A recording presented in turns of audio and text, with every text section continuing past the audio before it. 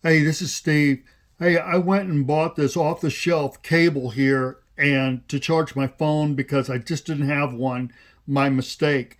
But when I plugged it in, it says connection or check your charger connection. I'm got a 4 amp power source. So let's see what's going on with this.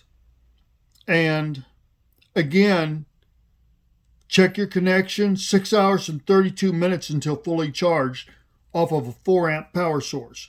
So we're going to unplug that, and now we're going to plug in the RidePower,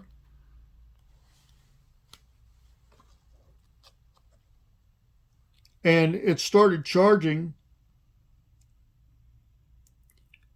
and now we're down to 1 hour and 44 minutes. That's with the RidePower cable. It's a quality cable.